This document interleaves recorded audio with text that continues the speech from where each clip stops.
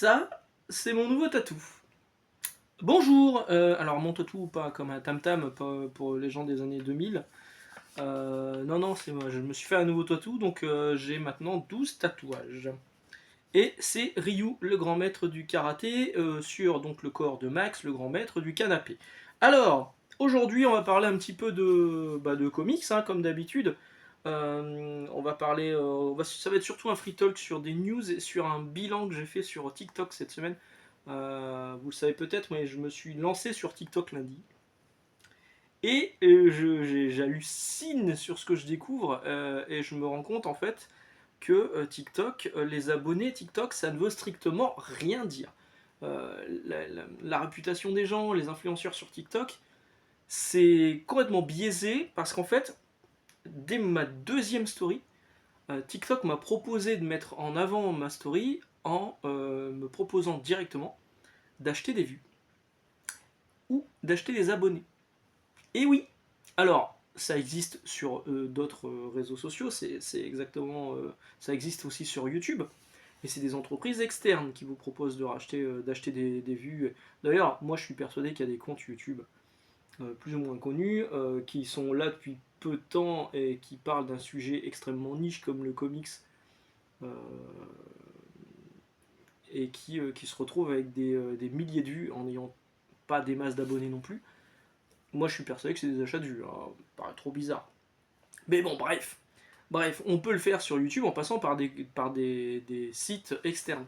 Mais là, c'est directement TikTok qui m'a proposé tu veux plus de vues, tu veux plus d'abonnés, voici les tarifs. Ok. Donc ça veut dire une chose, ça veut dire que la plupart des comptes, voilà, enfin ça jette le doute en fait, sur les comptes qui ont beaucoup d'abonnés, ou qui ont beaucoup de vues et pas beaucoup d'abonnés, euh, ça jette le doute en fait. Est-ce que c'est pas juste des gens qui ont mis la main à la poche pour acheter de la notoriété? Et du coup, quand on voit tous ces comptes qui sont partagés par des éditeurs de comics, machin, des comptes manga souvent, euh, qu'on voit leur nombre d'abonnés sur Instagram qui sont en général en dessous de 1000, mais qui ont 50 000, 60 000 abonnés sur TikTok, est-ce que c'est des vrais abonnés? Est-ce que c'est des vraies vues? Est-ce que c'est pas juste quelqu'un qui a payé pour se payer une irréputation, c'est dur à dire, comme Tatouf Métouf. Euh, Franchement, moi je me pose vraiment des questions. Donc il y a eu ça. Donc quand j'ai vu ça, j'ai fait une capture d'écran hein, pour montrer que ça me semblait un peu bizarre.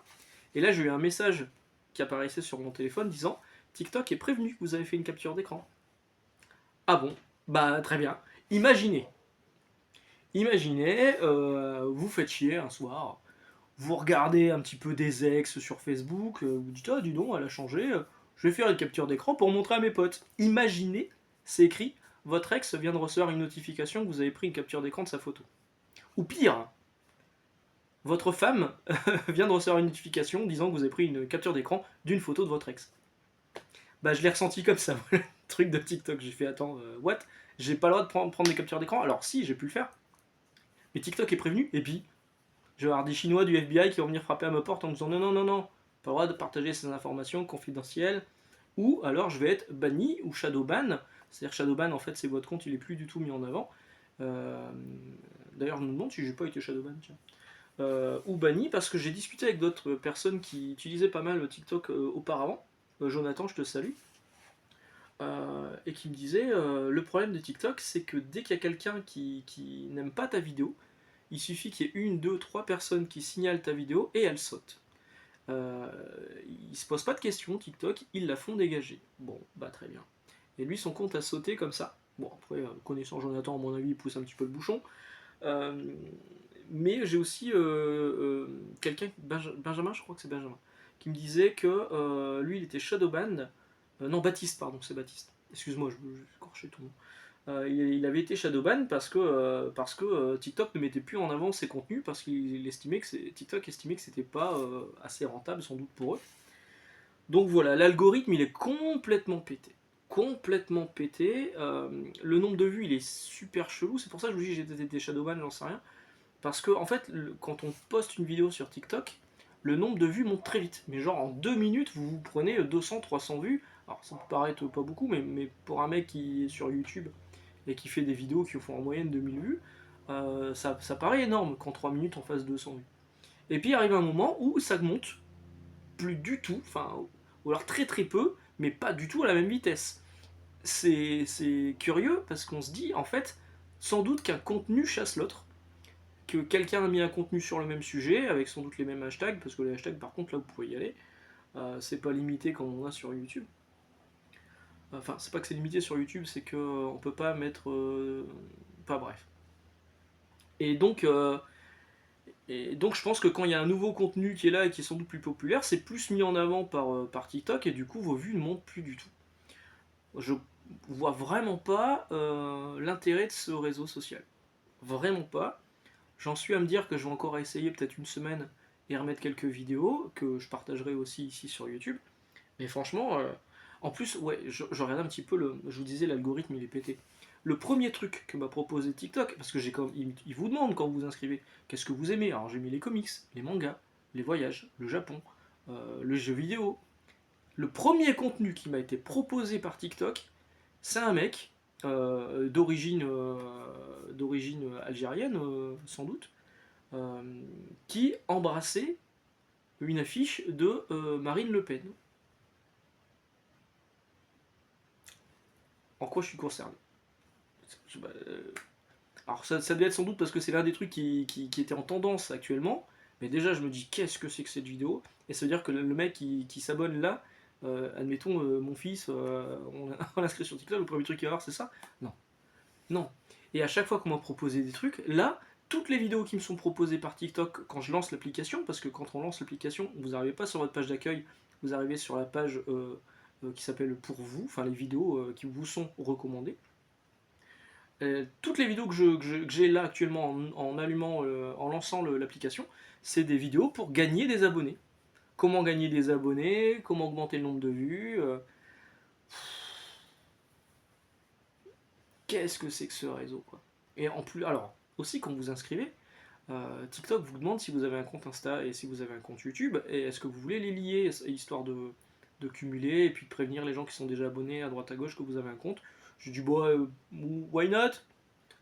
Je clique sur OK, et là il me dit vous acceptez que TikTok récupère toutes les données de votre compte YouTube, de votre compte Instagram, les stats, les contacts, les machins. J'ai fait what? Non. Non, non, non, non, non, non. Non, non. Je veux bien que tu préviennes, que tu mettes le lien ma chaîne YouTube ou de mon compte Instagram sur mon profil de TikTok. Et je veux pas que tu fasses chier tout le monde en envoyant des trucs à droite à gauche, en récupérant mes stats. Non, non, non, non, non.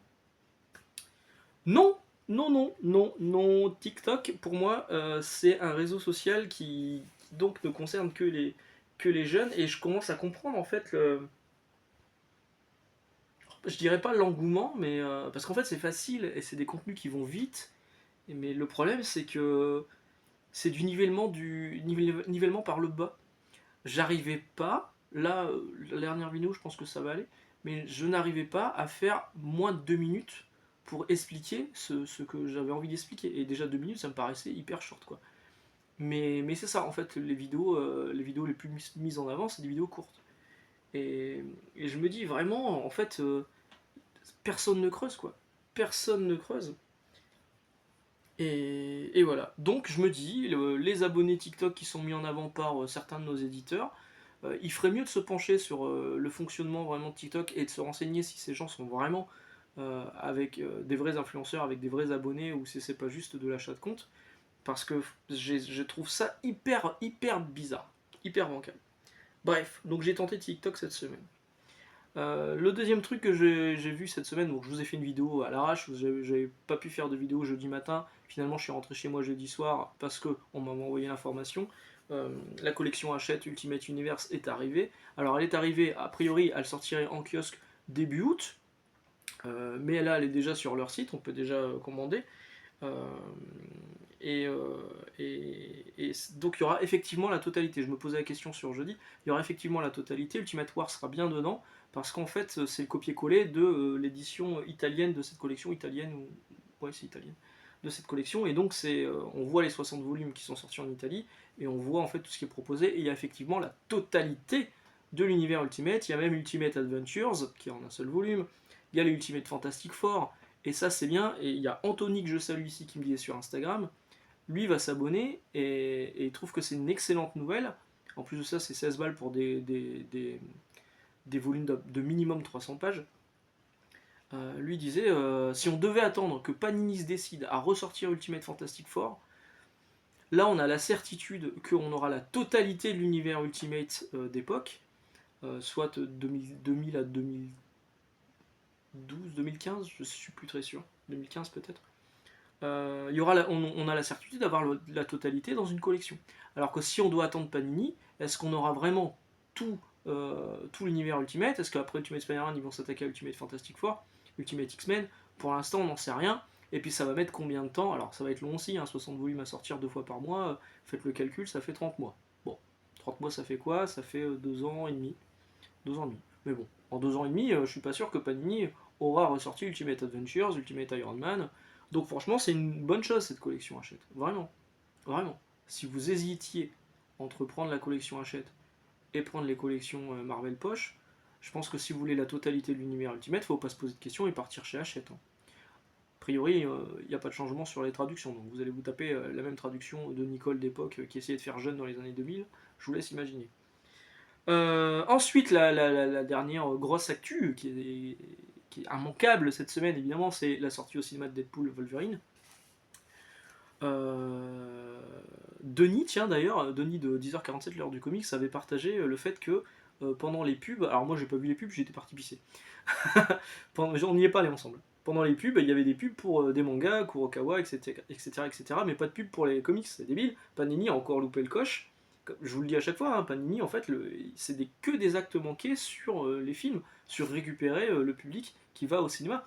C'est d'ores et déjà le film qui va le plus marcher cette année. A priori, c'est ce qui va marcher le mieux. Euh, et Panini ne se dit pas, tiens, on va payer quelques, spots publicitaires avant le film tiré d'un de leurs super-héros de leur catalogue. Non, ils le font pas. C'est débile. C'est là qu'il fallait faire les pubs. Et pas envoyer un comics à un mec sur TikTok. Donc le film, moi je l'ai vu mercredi soir, en VO évidemment. Vous pouvez le voir en VF, hein, je vous juge pas, mais moi je préfère voir en VO. Et il est exactement ce qu'on attendait en fait. C'est la parfaite conclusion de toute l'ère des films de super-héros de la Fox dans Deadpool. Il y a des caméos de partout, même des caméos qui n'étaient pas attendus. Il y a une scène avec un personnage, si vous allez voir le film, je vais pas vous spoiler, hein, je vous rassure, avec un personnage qu'on pense être un certain personnage, et en fait c'est peut-être un autre personnage. Et bref, cette scène est absolument fabuleuse. Ne serait-ce que la scène d'ouverture. Alors c'est marrant parce que c'est du Disney, mais c'est irrévérencieux, c'est vulgaire, tout ce que vous voulez. Ne serait-ce que la scène d'ouverture, elle est incroyable, et le pétage de quatrième mur, il est constant. Et en plus de ça, Ryan Reynolds se paie le luxe de se foutre de la gueule de Disney pendant tout le film. Et ça, c'est génial. Hugh Jackman, toujours très bien.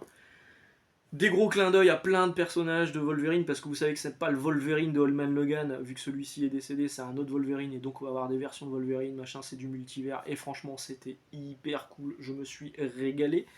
Et vraiment, c'est une parfaite conclusion qui, en plus de ça, prend pas son spectateur pour un imbécile. Par contre, si vous n'avez jamais vu de film de super-héros avant, bah faut pas y aller, parce que là, pour Deadpool, pour Ryan Reynolds, le spectateur qui va voir ce film-là, il a suivi tous les films de super-héros de Marvel et de Fox, il a suivi tous les projets avortés, tous les acteurs qui étaient annoncés, enfin tout.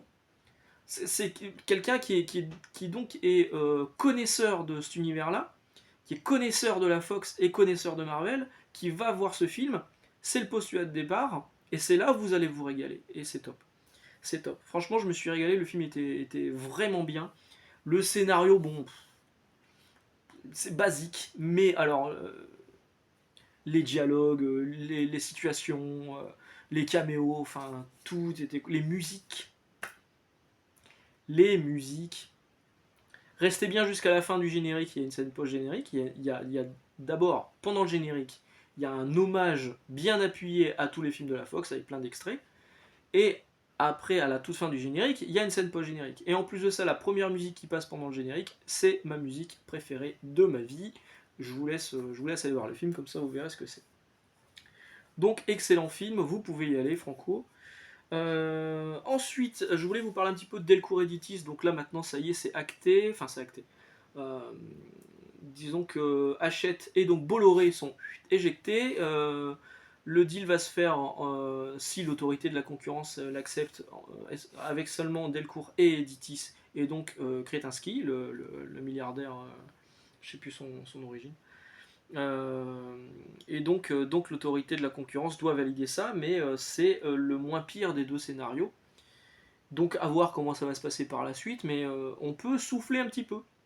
Parce que tout ce qui se passe autour de Bolloré en ce moment, hein, on a vu avec C8, c'est ça, un petit peu middle. Donc voilà, Delcourt et Editis, c'est en cours et c'est le moins pire. Guy Delcourt resterait en plus à la barre, donc a priori tout devrait bien se passer. Ensuite, je voulais vous parler de ça. Alors, non pas ça, je vous l'ai déjà présenté, mais ça. Le X-Men de Jed MacKay et de Ryan Stegman, qui est le numéro 1, est sorti aux États-Unis à la fois en démat et en physique. Et donc c'est le numéro 1, machin, vous avez 22 pages de BD. Et à la fin, vous avez un QR code. Bon, là, je ne vais pas vous montrer le QR code, mais je vous montre une page du comics en question. Donc à la fin, vous avez un QR code. Et là, vous vous dites à quoi il sert ce QR code. Vous allez avec votre téléphone sur le QR code, et vous avez une page finale qui n'est pas imprimée dans le comics que vous avez acheté. Dans quel monde on vit? Alors, l'excuse de Marvel, c'est que il y a des leaks, parfois même avant la sortie physique du comics en question.